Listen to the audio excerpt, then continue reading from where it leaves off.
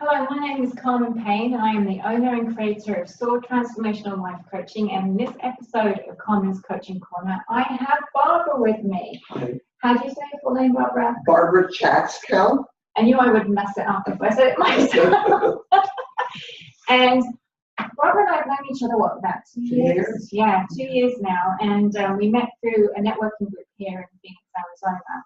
And I have to say, I absolutely love you, Barbara. I have learned so much from you about your expertise in body language. So I just want to share a little bit from Barbara's background. And it's extensive and extremely impressive. So Barbara is the Body Language Pro. Her business body language experience spans all sectors. She provided body language analysis during the 2016 presidential campaign for NBC Channel 12 Phoenix. When I read that, I was like, man, that was super impressive. And also for the recent Supreme Court Justice confirmation hearing, Barbara provided analysis for the Channel 15 in Phoenix. You're very active in your community, and I know this about you. You offer non-profit governance consulting, executive and team business coaching, business body language consulting, speaking. You're active in the community as an advocate for the New River, Desert Hills, and Black Canyon city communities. You know, I don't know how you have any time on your calendar to do anything else. You were named one of the 2015 top 10 businesswomen by the American Business Women Association and is a graduate of Valley Leadership Constellation. I think that's just so impressive. How did it feel to get that award? It was a surprise, and it was also, it was great because I got to meet amazing people the year that I was the top 10 businesswoman.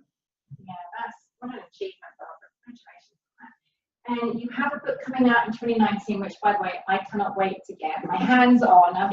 Barbara's been talking about this book for a couple of years now. Unfortunately. And I'm waiting to get hold of it because, to me, there isn't anyone I know personally that knows body language like you do. Seriously. And I really consider you to be an expert in your field, especially with where you've done it, the people that you work with, the government organizations that you work with. So clearly you are truly an expert in the body language area.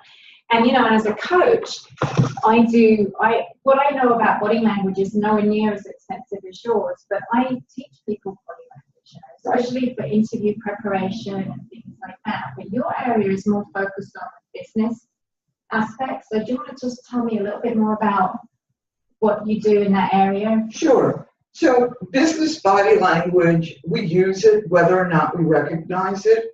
And if we don't recognize it, then we're probably not putting ourselves in the best light possible. So my business, my practice is we analyze what somebody is doing and then figure out how they can be more effective. That causes the magic to happen. And then the second step that people really don't think about is we look to see what is the other person saying, both in voice and in their body language, and figure out if they're being authentic also. Right, exactly. You know, I talk a lot about energy and the energy that we give off, and that's not really considered part of body language as far as I'm aware. You might correct me if I'm wrong, but we can pick up when somebody is being inauthentic, right? Not just through the visual cues, but also energetically. But if you are really genuinely, your body language is always going to give you away. Definitely, right? Definitely. And, you know, as we are human, I call ourselves communication devices, right? I always tell them when I do my talks, I'm like, we are walking, talking communication devices. So even right? And so you really need to be aware of your body language, especially in certain situations, right? So because we can pick up on whether or not you're being inauthentic. So how do you work with somebody on the authenticity piece of it? The first thing I do is learn what area they want to emphasize. Then we try to get video of them in their natural state, you know, without thinking about it, or some old video that's there. And then what I focus on is, what's the message you want to communicate? You know, what is it that you are trying to put forth as an expert in your field? So after that, we unfortunately, because everybody dislikes this, we played back many times and analyzed what it was. We played back without the sound. So all you focus on is the body language, and you can tell, if any of you have children, what does a teenager do when they say, how are you doing? And they say, fine. What is their body language? They're scowling, their shoulders are hunched, everything says, I'm not fine. So we work on that. If it's for a presentation, clearly we work on the body language that should emphasize the presentation as opposed to take away from it. So it's really, everyone is different. Right. You know, it's funny, I've just learned something from you about that. And so I video, when I'm doing career coaching for interview preparation, well, one of the things I look at, of course, is the person's body language. Right. So what I do is I do video them in a mock interview situation, but then we play it back with the sound and everything. But what I think I'm going to start doing, thanks to Barbara, is maybe play it without the sound as well, so that they really can focus on their body language as well as what the words are coming out their mouth. Right? Yeah, you might want to do it first without the sound because they'll see a totally different message coming across. So. But body language applies to everyone. It's really interesting. By 5 months, infants know how to make a social smile because they know it attracts all these people and food. So they're masters of body language, you know, almost from birth. So it's an interesting thing. Yeah. Yeah. So for 5 months, we've already learned that if we do a certain facial expression, right, we'll garner us attention and we will get food. Yeah, just what they wanted. And if they cry, they know that they'll get their memory changed. Right. Or burp. Right, it's perfect. So we can share it about how somebody can show up, especially if we're into 2019, right? So how can somebody present the best version of themselves and really let people know this is my authentic? Right.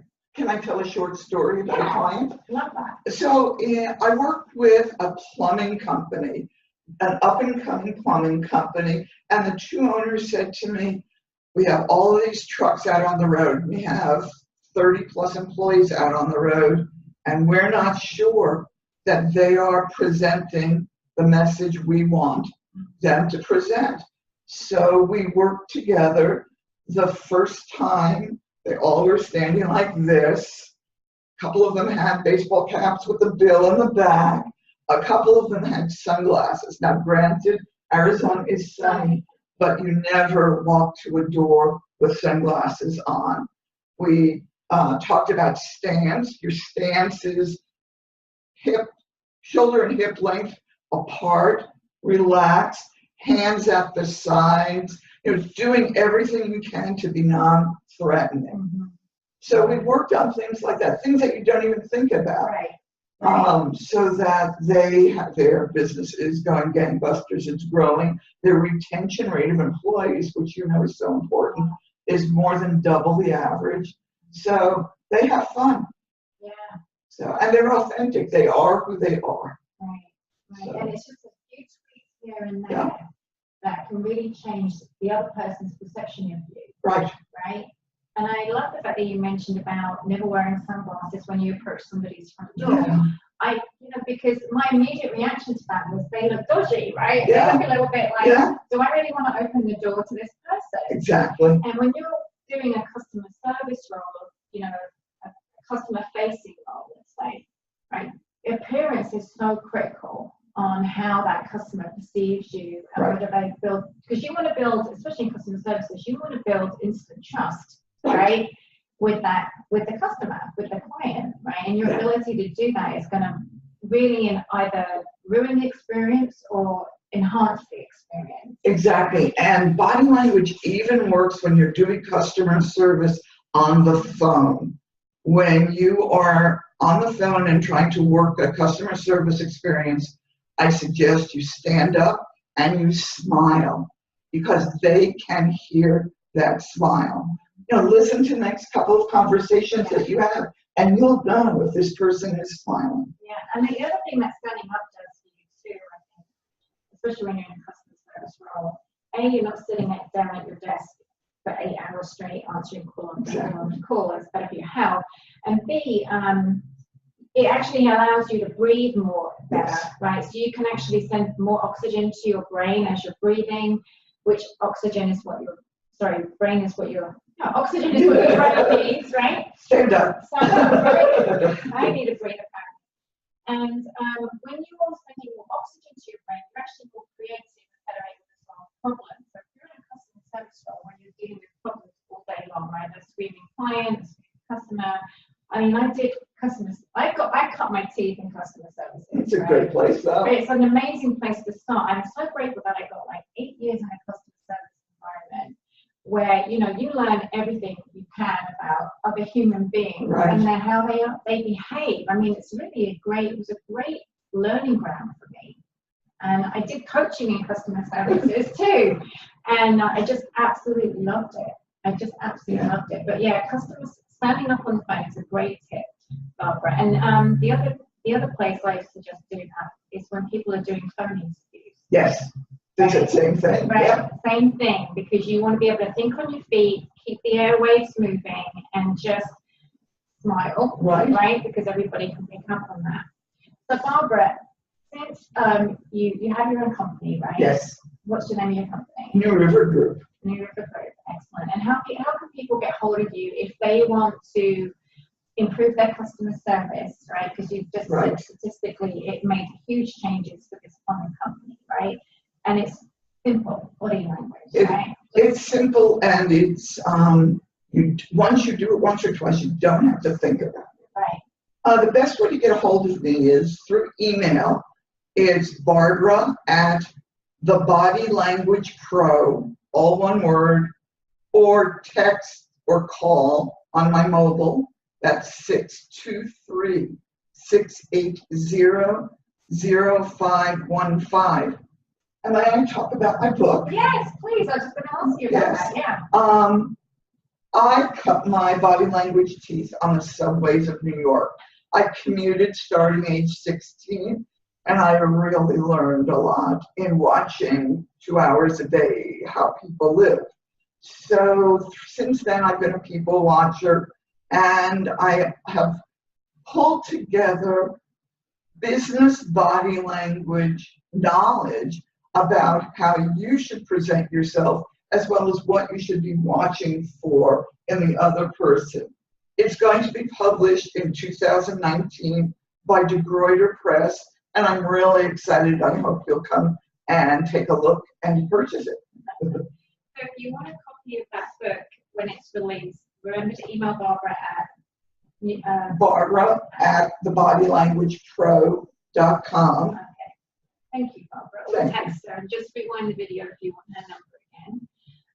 Thank you, Barbara, so much for being on my Carmen, this is fun. Thank you so much. And good luck to all of you. Yeah, thank you. Yeah. Any tips that you've taken from Barbara today, please leave in the comments underneath this video. And as always, see your transformation in love and light.